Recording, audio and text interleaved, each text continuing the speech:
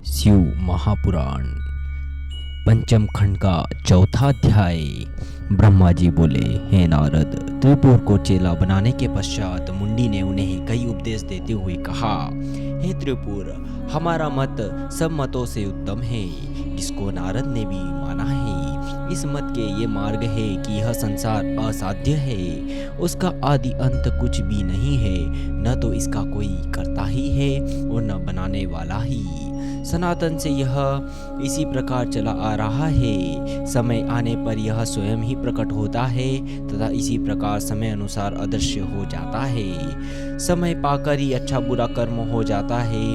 ब्रह्मा से लेकर घास मिट्टी तक जितने प्राणी हैं वे सब मृत्यु के समान है। जीव ही ईश्वर है जो अपने शरीर में वर्तमान है। इसके अतिरिक्त संसार का और कोई स्वामी नहीं। ब्रह्मा आदि तो देवता बहुत प्राचीन है, वे भी अमर नहीं है, वे सब मृत्यु के वश में हैं। इनमें से कोई तो विलंब से तथा कोई शीघ्र मरता है, परंतु सबकी मृत्यु निश्चित है।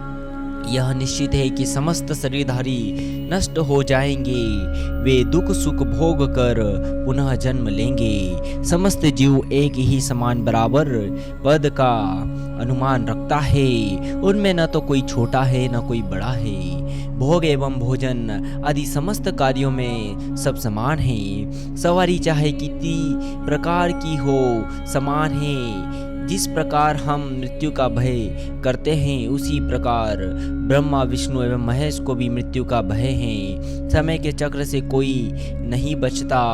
इसलिए हे त्रिपुर, तुम यह सत्य जानो कि हम में तथा हमने कुछ बड़ाई छोटाई नहीं है, हम सब भी समान हैं। इसी प्रकार जाति की बड़ाई छोटी का विवाद है। वेद एवं शास्त्र आदि सब झूठे तथा निष्फल है। केवल सब धर्मों से उत्तम धर्म हिंसा का त्याग कर अहिंसा को अपनाना है। उससे बढ़कर दूसरा कोई धर्म और भी कोई धर्म नहीं है। दूसरों को दुख पहुंचाने से बड़ा पाप संसार में और कोई नहीं है। हे त्रिपुर, 4 प्रकार के दान सब दानों से बड़े हैं। एक रोगी को औषधि देना, दूसरा भयभीत को अपनी शरण में लेकर अभयदान देना, तीसरा भूखों को भोजन कराना और चौथा विद्यार्थी को विद्याधन देना। शरीर को उत्तम औषधियों से आरोग्य बनाए रखना चाहिए। नरक तथा स्वर्ग इसी प्रकार संसार में है। जहाँ आनंद प्राप्त होता है वहाँ सब स्वर्ग है, तथा जहाँ दुख मिलता है वही नरक है। दुखों से वासना रहित मुक्त हो जाना ही परम मोक्ष है। वेदों ने प्रवृत्ति एवं निवृत्ति के 2 मार्ग कहे हैं। इसका तात्पर्य यह है कि जीवों को दुख पहुँचाना प्रवृत्ति धर्म है तथा उन पर दया एवं कृपा करना निवृत्ति धर्म है। जो जीवों को मारकर तथा तिल यव एवं धृत अग्नि में डालकर स्वर्ग प्राप्ति की इच्छा करते हैं, वह उनकी सबसे बड़ी मूर्खता है। हे नारद, इसी प्रकार मुंडी ने त्रिपुर को अपने धर्म के विषय में बताया, जिसको त्रिपुरासुरों ने ठीक समझा। तब वे सब अपने नए गुरु की आज्ञा अनुसार पुराने मत को छोड़कर नए मत में प्रवृत्त हुए। फिर मुंडी ने अपने मत को आज्ञा सुनाते हुए कहा, हे त्रिपुर, जब तक मृत्यु न आवे तब तक आनंद पूर्वक खूब मौज से विहार करो। यदि कोई भिक्षुक या याचक कोई वस्तु मांगे तथा उसको यह वस्तु न दी जाए, अथवा यदि कोई भिखारी अपना मनोरथ पूर्ण किए बिना लौट जाए, तो उसे न देने वाला वह सब धन द्रव्य नष्ट हो जाता है। अपने शरीर का जो गिदड़ तथा कुत्ते आदि के ग्रास से अधिक नहीं, कोई भी लोभ या मोह नहीं करना चाहिए। मृत्यु के पश्चात जिस शरीर को कीड़े आदि खा डालेंगे, उसी शरीर को भोग के लिए इतनी सामग्री एकत्र करना व्यर्थ ही है। देखो, जब ब्रह्मा आदि ने परस्पर एक दूसरे की संतान से विवाह कर लिया, तब तो उनका धर्म उसी प्रकार बना रहा, परंतु अन्य लोगों के लिए गोत्र में विवाह करना बहुत बड़ा पाप ठहराया गया और 4 वर्ण बनाकर 4 भाइयों के अलग अलग वर्ण कहे गए। यह बुद्धि के विरुद्ध बात है। तुमको यही उचित है कि सबके साथ बराबर व्यवहार रखो। हे नारद, सब असुर इसी प्रकार की अनेक बातें सुनाकर वेद के विरुद्ध हो गए। सब स्त्रियां प्रतिव्रत धर्म त्याग स्वतंत्र एवं कुपथगामिनी हो गई।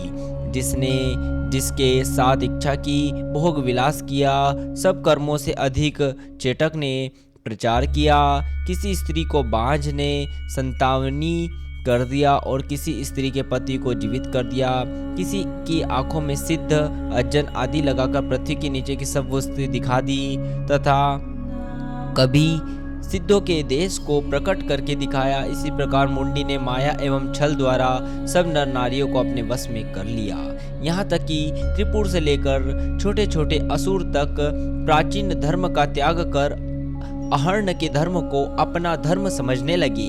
वे देवपूर्ण तथा पितृकर्म सब कुछ भूल गए, केवल यही एक धर्म शेष रह गया कि सबने रात्रि को भोजन करना बंद कर दिया। 5वां अध्याय। ब्रह्मा जी बोले, हे नारद, इस प्रकार त्रिपुर में वेद के विरुद्ध नास्तिक मत स्थापित हो गया।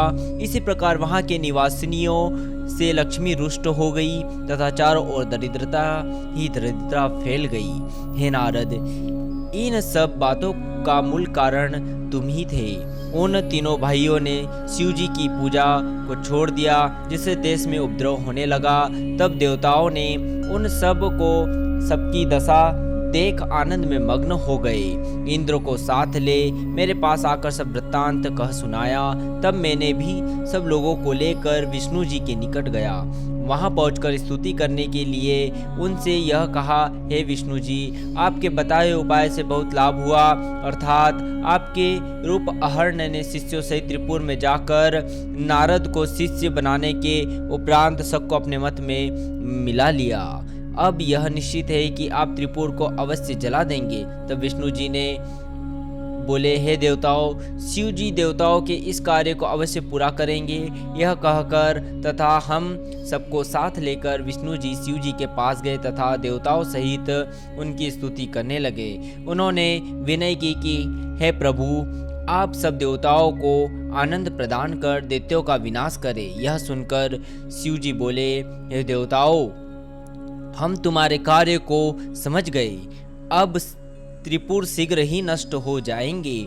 शिव जी के ऐसे आश्चर्यजनक वचन सुनकर समस्त देवता अत्यंत प्रसन्न हुए। हे नारद, जो इस चरित्र का पाठ करेगा या सुनेगा, उसके भी सब मनोरथ पूर्ण होंगे।